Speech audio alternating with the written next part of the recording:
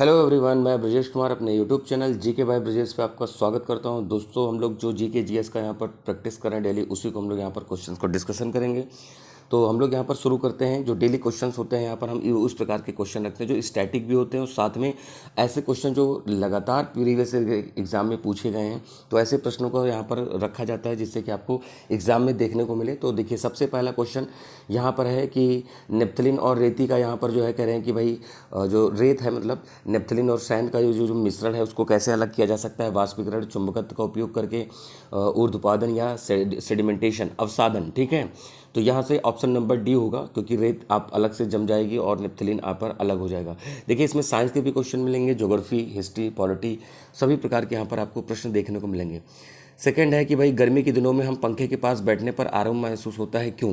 तो यहाँ पर देखिए कि जो ऑप्शन है, तो पंखा हवा फैलाता है, ये सब तो रहेगा ही, लेकिन जो हम ऑप्शन को डिस्कस करें कि जो पसीने के जो वाष्पीकरण है वो पंखा सहायता करता है। द्रुत मतलब होता है तेजी से।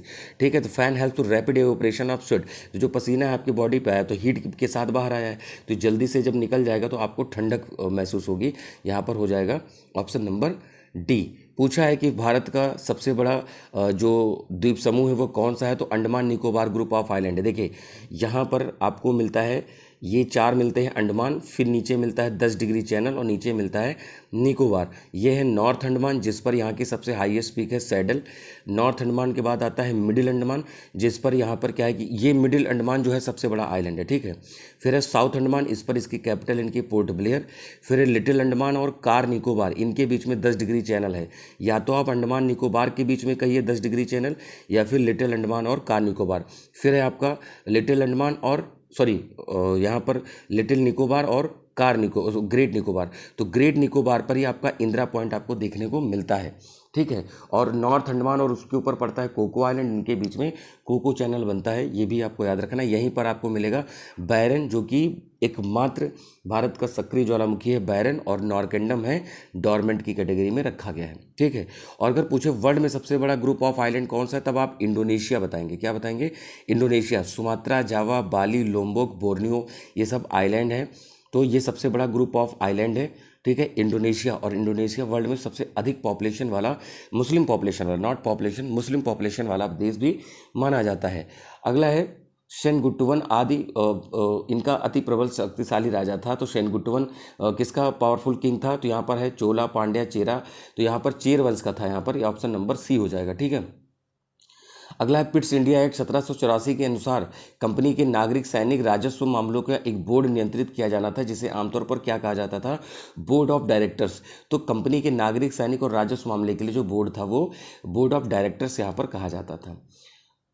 अगला है what was the name of Bengal monthly magazine founded and edited by the Bankim Chandra Chatterjee in 1873 AD.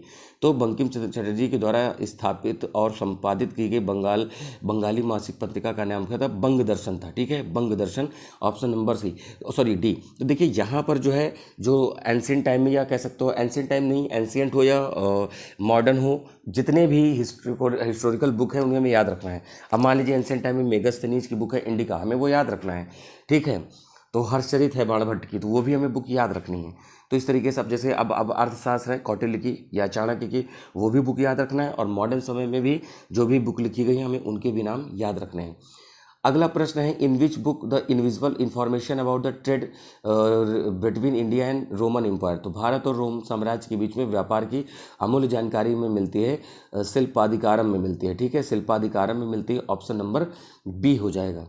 अगला प्रश्न है ग्रीनविच किसके बगल में है? तो ग्रीनविच यहाँ पर पूछा गया, तो देखिए लंदन के बगल में है। अब देखिए, जैसे ये ग्लोब है पूरा, ये ग्लोब है, तो ये यहाँ पर 0 डिग्री लॉन्गिट्यूड है, जिसको हम ग्रीनविच लाइन बोलते हैं या फिर प्राइम मेरिडियन बोलते हैं। ग्रीनविच लाइन मिलते हैं क्योंकि यहाँ पर ग्रीनविच रॉयल ब्रिटिश ऑब्जर्वेटरी है लंदन के पास। और ठीक है, तो ये आपसे प्रश्न पूछा जाता है। और ये किन किन देशों से पास होती है? तो इसके लिए एक ट्रिक याद कर लीजिए, BSF गेम टोगो घाना में हो, टोगो यूके किंगडम में होते हैं। ठीक है, तो यहाँ पर आपका बर्किना फासो है, स्पेन है, फ्रांस है, क्या कहते हैं, माली है, यूनाइटेड किंगडम है। तो इस तरीके से कुछ देशों से पास होती है, आप वहाँ पर देख सकते हैं। मैंने इसकी पोस्ट वहाँ पर डाल रखी है, वहाँ से भी आप देख सकते हैं इंस्टाग्राम से। अगला है निम्न में से कौन सा ग्रह पूर्व से पश्चिम दिशा में या दक्षिणावर्त सूर्य के चक्कर लगाता है? देखिए, 2 प्लैनेट है यहाँ पर, एक तो यूरेनस और वीनस। क्या करते हैं, ये उल्टा रोटेट करते हैं। सभी प्लैनेट वेस्ट टू ईस्ट करते हैं, पृथ्वी भी वेस्ट टू ईस्ट करती है, सभी ग्रह की बात कर रहे हैं। लेकिन ये दोनों क्या करते हैं, ईस्ट टू वेस्ट करते हैं। तो हम लोग की पृथ्वी और सभी ग्रह वेस्ट टू ईस्ट घूमते हैं तो सूरज पूरब में निकल के पश्चिम में डूबता है। बट इन दोनों प्लैनेट पर उल्टा सनराइज सनसेट होगा। यानी ये लोग कह सकते हैं कि आज हमारे यहाँ सूरज पश्चिम से निकला है तो हमेशा निकलेगा, ठीक है। यहाँ पर वेस्ट में सनराइज होगा और ईस्ट में सनसेट होगा, यूरेनस और वीनस दोनों ग्रहों पर, ठीक है। पृथ्वी को हम ब्लू प्लैनेट कहते हैं। जुपिटर सबसे बड़ा प्लैनेट है और इसके 95 सैटेलाइट में से गैनीमीड है। गैनीमीड जो सोलर सिस्टम का सबसे बड़ा सैटेलाइट है। मरकरी सिंगल है, मतलब कोई आसपास इसके सराउंडिंग में घूम नहीं रहा है। यूरेनस के आपके 27 सैटेलाइट हैं। सबसे ज़्यादा सैटर्न के हैं 146 सैटेलाइट, जिसका सबसे बड़ा सैटेलाइट है टाइटन, ठीक है। तो टाइटन सैटर्न का सबसे बड़ा है, ना कि सोलर सिस्टम में। सोलर सिस्टम में गैनीमीड है। अब बात आती है सबसे बड़ा हुआ तो सबसे छोटा भी कौन सा होगा, तो सबसे छोटा सैटेलाइट डीमोस है जो मार्स का है, ठीक है। मंगल के दो हैं, फोबोस और डीमोस, तो डीमोस सबसे छोटा सैटेलाइट यहाँ पर कंसीडर किया जाता है। अगला है भारत का सबसे ऊंचा लंबा समुद्र तट कहाँ स्थित है, तो ये है भाई यहाँ पर सबसे लंबा समुद्र तट की बात हो रही। लॉन्गेस्ट बीच है यहाँ पर, देखिए तटीय राज्य नहीं पूछा गया, क्यों आपको लिटिल बिट कन्फ्यूजन होगी, सर गुजरात है। गुजरात लंबी तटीय रेखा वाला राज्य है। यहाँ पर पूछा बीच कहाँ पर है, ठीक है। तो बीच जो है चेन्नई पर देखने को मिलेगा, ठीक है। आप गैट याद रखिएगा, गुजरात, आंध्र प्रदेश और तमिलनाडु, ये 3 राज्य हैं जिनका क्या है कि लंबी तट रेखा वाले स्टेट हैं। यहाँ पर केवल चेन्नई शहर है, तमिलनाडु नहीं दिया गया, बहुत अच्छे से ध्यान रखिए। चेन्नई केवल शहर है, तमिलनाडु पूरा स्टेट है। अगला है, it is decided to conduct the gram panchayat. तो ग्राम पंचायत इलेक्शन कौन कराता है भाई, देखिए राज्य सरकार के द्वारा। तो राज्य पंचायत जो है, जो सॉरी राज्य पंचायत नहीं, राज्य चुनाव आयोग है, वो करवाता है। देखिए जो सेंट्रल इलेक्शन कमीशन होता है वो president, vice president, Lok Sabha, Rajya Sabha, state assemblies के इलेक्शन कराते हैं कौन, सेंट्रल इलेक्शन कमीशन। और स्टेट वाले हैं जो, ये स्टेट वाले क्या कराते हैं, आपका पंचायतों का चुनाव कराते हैं। अगर अब बात आती है ग्राम पंचायत की बात है, तो देखिए भाई 21 वर्ष के हो तो आप चुनाव लड़ सकते हो। संविधान के आर्टिकल 40 जो कि पार्ट 4 डीपीएसपी का पार्ट है, directive principle of state policy, जो है संविधान के भाग 4 में दी हैं, जिसके 40वें आर्टिकल में दिया हुआ ग्राम पंचायतों का गठन। 21 वर्ष का व्यक्ति ग्राम पंचायत का चुनाव लड़ सकता है। और साथ में आप बात करेंगे तो 18 वर्ष का कोई भी व्यक्ति जो वहाँ के मतदाता सूची में शामिल है वो ग्राम सभा का सदस्य भी होता है, ये याद रखिएगा। और ये क्वेश्चन जैसे जो 21 वर्ष मैंने बताया है, ये समीक्षा अधिकारी हो, यूपीपी में और पेट में तो ऐसे क्वेश्चन भरमार रहती है कि भाई ग्राम पंचायत के प्रधान बनने के लिए आपकी कितनी उम्र होनी चाहिए। अगला है the constitution of India. Bharat का संविधान जो है हमें सिंगल नागरिकता प्रदान करता है। दोहरी नागरिकता आपको यूएसए में देखने को मिलती है, स्टेट की प्लस सेंट्रल की, ठीक है भाई। नागरिकता से संबंधित प्रावधान बहुत हैं, ठीक है। ऑप्शन नंबर ए होगा। अगला है, भारत में नागरिकता प्राप्त करने के नियम कौन बनाता है, तो यहाँ पर बनाएगा, कौन बनाएगा भाई, प्रेसिडेंट है। प्रेसिडेंट से बोले तो फिर आपकी संसद बनाएगी, ठीक है, संसद बनाएगी और उसी में जो है अब इसे, ठीक है, प्राप्त करने के नियम यहाँ पर ऑप्शन नंबर है, क्योंकि ऑप्शन के हिसाब से हम बताएंगे प्रेसिडेंट। तो प्रेसिडेंट कहाँ से भाई, उनके उसके एक उसकी हेल्प करने के लिए कार्यपालिका होगी जिसका हेड प्रधानमंत्री भी है वहाँ पर। अगला है, a good citizenship is one who. अच्छा नागरिक कौन है भाई, अच्छा नागरिक है जो राजनीतिक और सामाजिक रूप से प्रबुद्ध हो, ठीक है। देखिए ऑप्शन ऐसे मिलेंगे, पूर्णता साक्षर हो। भाई अनपढ़ लोग भी तो हैं हमारे समाज में, ऐसा तो नहीं है कि भाई अनपढ़ लोग हैं तो वो अच्छे नागरिक नहीं, बिल्कुल वो अच्छे नागरिक हो सकते हैं। अगला है कि भाई भारत में कोई विदेशी व्यक्ति कितने वर्ष में रहने के बाद यहाँ की नागरिकता के लिए आवेदन कर सकता है, ठीक है। तो देखिए अलग अलग प्रावधान है। तो विदेशी नागरिक है तो भाई यहाँ पर क्या है, बेसिकली 10 वर्ष का ऑप्शन दिया हुआ है, क्योंकि अमेंडमेंट हुए हैं कई सारे, ठीक है। प्रसिद्ध उपन्यास द गाइड किसने लिखा है, आर के नारायण। देखिए आर के नारायण ने एक और लिखा है, मालगुडी डेज। आपने देखा होगा दूरदर्शन पे पहले कभी मालगुडी डेज और इस तरह के प्रोग्राम आया करते थे, ठीक है। तो यहाँ पर ये हो जाएगी। अरुंधति राय की एक फेमस बुक है मिडनाइट चिल्ड्रन। मिडनाइट चिल्ड्रन बहुत फेमस बुक है, ठीक है। सत्यजीत रे की एक है पाथेर पांचाली, इनको आपने हिंदी में पढ़ा होगा, हिंदी की बुक आप 10th 11th में किसी में आपने पढ़ा होगा एनसीईआरटी में, सत्यजीत रे का। और ये फिल्म निर्माता रहे सत्यजीत रे, ये भी याद रखिएगा। और चेतन भगत की 3 मिस्टेक ऑफ माई लाइफ बहुत फेमस बुक है, ठीक है। तो हाफ गर्लफ्रेंड, ये सब इनकी बुक है। अगला है, वह प्रथम भारतीय कौन था जो ब्रिटिश संसद का सदस्य बना था, तो भाई दादा भाई नौरोजी बने थे। इनको क्या कहते हैं कि इन्होंने ब्रिटिश संसद में सदस्य बने, ठीक है। ग्रैंड ओल्ड मैन की भी यहाँ पर इनको संज्ञा दी जाती है। राज्य का कौन सा राज्य है जो प्रमुख कोयला उत्पादक नहीं है? तो देखिए भैया, राजस्थान में नहीं होता है। राजस्थान में आपको चांदी मिलेगी और सीमेंट का उत्पादन मिलेगा, मतलब सीमेंट से मतलब है जिप्सम वगैरह मिल जाएगा, तो रॉ मटेरियल के रूप में जिप्सम का प्रयोग होता है, ठीक है, ये याद रखिएगा। अगला प्रश्न है यहाँ पर, सोडियम बाई कार्बोनेट का और क्या नाम है? भाई देखो, बाई आती है काम करने के लिए, काम करेगी भाई, आप में खाना बना देगी, बेकिंग सोडा, ठीक है, तो ये याद रखिएगा। तो यहाँ पर बेकिंग सोडा के रूप में यहाँ पर प्रसिद्ध है कौन सा? सोडियम बाई कार्बोनेट, ठीक है। NaSCO3 होता है इसका नाम। अगर सिर्फ सोडियम कार्बोनेट होता तो वो एक अलग होता, वो आपका जो होता है सफाई के लिए यूज़ होता है, ठीक है, ब्लीचिंग पाउडर की बात आ जाती है। फिर विश्व का सबसे बड़ा सोडियम कार्बोनेट की जो बात हो रही है वो अलग है। विश्व का सबसे बड़ा कॉफ़ी उत्पादक देश कौन सा है? तो यहाँ पर देखिए ब्राज़ील है। ब्राज़ील में एक बंदरगाह है सेंटोस पोर्ट। सेंटोस पोर्ट को हम कॉफ़ी पोर्ट कहते हैं। अब इसकी लोकेशन क्या, देखिए ये ब्राज़ील से है, ये पूरा साउथ अमेरिका है, इसी में ऊपर ब्राज़ील देश है, ब्राज़ील की कैपिटल ब्राज़ीलिया है, और यहीं पर एक पोर्ट मिलता है सेंटोस। और सेंटोस पोर्ट क्या है कि कॉफ़ी पोर्ट के नाम से जानते हैं, और यहाँ के कॉफ़ी बागानों को फेजेंडा कहते हैं। ये भी बहुत प्रश्न पूछा जाता है, फेजेंडा क्या है? फेजेंडा कह देंगे भाई कोरोना की दवाई है, ड्रोन है, पनडुब्बी है, बागान है, बादल है, जो भी नाम दे दें, तो फेजेंडा जो है कॉफ़ी के मैदानों को कहते हैं वहाँ पर। अगला प्रश्न है, लॉर्ड डलहौजी की जो गोद हड़प की नीति थी, डॉक्ट्रिन ऑफ लैप्स की थी, पहला शिकार कौन बना था? सतारा बना था, ठीक है। सतारा, संबलपुर, बघाट, ये सब ऐसे बने थे, ठीक है। तो यहाँ पर डलहौजी डॉक्ट्रिन ऑफ लैप्स का लाया था, ठीक है। ये क्या करते थे कि जिनका दत्तक पुत्र होता था, यानी अडॉप्टेड सन होता था, उसको सक्सेसर नहीं बनाते थे, उसको अगला राजा नहीं बनने देते थे। कहते थे अगर खुद का बालक है या बच्चा है वही राजा बनेगा, ठीक है, ये याद रखिएगा। तो यहाँ पर सतारा था। विश्व की सबसे लंबी पर्वत श्रृंखला कौन सी है? एंडीज है। देखिए ये आपका नॉर्थ अमेरिका है और ये साउथ अमेरिका है। नॉर्थ अमेरिका में रॉकीज़ है और साउथ अमेरिका में एंडीज़ है, ठीक है।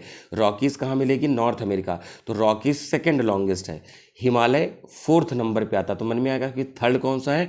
थर्ड पे है GDR, great dividing range, Australia में। तो GDR की हाईएस्ट है क्योंकि GDR ऑस्ट्रेलिया, ये पूरा है ऑस्ट्रेलिया, तो ऑस्ट्रेलिया किधर मिलती है? ग्रेट डिवाइडिंग रेंज, जिस पर उसकी हाईएस्ट पीक है क्योसुस्को। एंडीज एंडीज वर्ल्ड में फर्स्ट पे है। एंडीज, हिमालय, रॉकीज तीनों ही कैसे हैं? फोल्ड माउंटेन रेंज है, ठीक है, वलित या मोड़दार पर्वत कहते हैं, ऐसे करके। अगला प्रश्न है, पृथ्वी के केंद्र में वस्तु का भार क्या होता है? तो वस्तु का भार वहाँ पर 0 हो जाएगा। अगला है, ब्लैक फॉरेस्ट कहाँ मिलता है? देखिए ब्लैक फॉरेस्ट जर्मनी में मिलता है। अगर ब्लैक माउंटेन दे देता, वाइट माउंटेन दे देता, तब तो इसका आंसर USA हो जाता। ध्यान से समझिएगा, ब्लैक फॉरेस्ट, ब्लैक माउंटेन और वाइट माउंटेन USA में मिलते हैं, और ब्लैक फॉरेस्ट मिलता है जर्मनी में। फ्रांस और स्पेन की बाउंड्री पे मिलता है आपको पेरिनीस पर्वत, पेरिनीस। एपेनाइन मिलता है आपको इटली में, ठीक है। आल्प्स मिलता है स्विट्जरलैंड में देखने को मिलता है। तो ये कुछ पर्वत हैं जिसको आप जरूर याद कर लें, मैंने याद करने की कोशिश कराई है, ठीक है। चलिए अगले प्रश्न पर आ रहे हैं। ऊष्मा का सबसे अच्छा सुचालक कौन होगा? भाई पारा है, ठीक है। डेंसिटी वाइज देखेंगे यहाँ पर तो पारा है, मेटल भी है, ठीक है, क्योंकि वो रूम टेम्परेचर पे लिक्विड भी होता है। अगला है, भारत के पहले मोटे अनाज को संचालित शुरू करने वाले greenfield grain based ethanol plant कहाँ शुरू किया गया है? तो बिहार में शुरू किया गया, ठीक है। देखिए इथेनॉल प्लांट की बात हो रही है। अब मन में आएगा ग्रीन फील्ड का क्या मतलब? ग्रीन मतलब ऐसा तो नहीं कि पौधे ग्रीन होते हैं उससे है, नहीं। देखिए एक होता है ग्रीन फील्ड, एक होता है ब्राउन फील्ड। भैया ये ग्रीन फील्ड लिखा है, गर्लफ्रेंड नहीं लिखा है, और एक होता है ब्राउन फील्ड, ठीक है, बॉयफ्रेंड भी नहीं लिखा है। तो ग्रीन फील्ड और ब्राउन फील्ड, ग्रीन फील्ड मतलब कोई न्यू चीज़, ब्राउन फील्ड मतलब पहले से कोई चीज़ बनी है और उसमें कोई नई चीज़ ऐड कर देना। जैसे मान लीजिए कुशीनगर का एयरपोर्ट पहली बार बना तो वो ग्रीन फील्ड हो गया, ठीक। अब आगे चलकर उसमें कोई नया टर्मिनल जोड़ दिया जाएगा तो वो ब्राउन फील्ड कहलाएगा। जैसे अभी लखनऊ का एयरपोर्ट है, अमौसी एयरपोर्ट, चौधरी चरण सिंह, ठीक है, तो उसमें एक नया टर्मिनल बना है जो रोड के किनारे पर बन गया है, ठीक है। तो अब ये ब्राउन फील्ड कहलाएगा, ग्रीन फील्ड नहीं कहलाएगा, क्योंकि एयरपोर्ट तो पहले से ही यहाँ पर मौजूद रहा है। अगला है, भारतीय जनता पार्टी जो है राजनीतिक समूह का हिस्सा है। तो भैया देखो NDA है, नेशनल डेमोक्रेटिक अलायंस है। मैंने भी करंट अफेयर वाले में, मैंने पिछले एक जो करंट अफेयर अपलोड हुआ उसमें आपको देखा, मैंने देखिएगा, मैंने डिस्कस किया। जैसे इंडिया अलायंस है, इंडिया अलायंस में आपको कांग्रेस भी मिलेगी, आप पार्टी भी मिलेगी, समाजवादी भी पार्टी मिलेगी, इस तरीके से। उसी तरह नेशनल डेमोक्रेटिक अलायंस BJP ये हिस्सा है इसका। अगला है, रेडियो धर्मिता के मापन के लिए प्रयुक्त उपकरण क्या है? तो क्या है? GM काउंट यहाँ पर है, क्या है? रेडियो धर्मिता के लिए मेजरमेंट ऑफ रेडियो एक्टिविटी। अगला है भाई, संविधान के अनुच्छेद 222 में एक न्यायाधीश और एक उच्च न्यायालय से दूसरे में स्थानांतरण किससे संबंधित है? तो ये जो है आपका राज्य सरकार से, क्योंकि यहाँ पर उच्च न्यायालय की बात हो रही, जो हाई कोर्ट होता है वह स्टेट्स में है, ठीक है। ये यहाँ पर बात याद रखिएगा। तो अगला प्रश्न है, ब्रिटिश भारतीय क्षेत्र का अंतिम प्रमुख विस्तार किसमें से हुआ है? डलहौजी में हुआ है। ब्रिटिश भारतीय क्षेत्र का अंतिम प्रमुख विस्तार डलहौजी, देखिए डलहौजी रेलवे वगैरह भी लाया था, ये भी आप पॉइंट यहाँ पर याद रखिएगा। तो दोस्तों ये आपके देखिए 30 क्वेश्चंस हो गए, हमने यहाँ पर डिस्कस किया और साथ में कुछ इंपॉर्टेंट पॉइंट भी आपको बताएं, वो भी आप ज़रूर ध्यान से उसको नोट करें, बहुत इंपॉर्टेंट है। तो हम लोग ऐसे ही लगातार वीडियो के माध्यम से जीके कवर करेंगे और साथ में करंट अफेयर कर रहे हैं।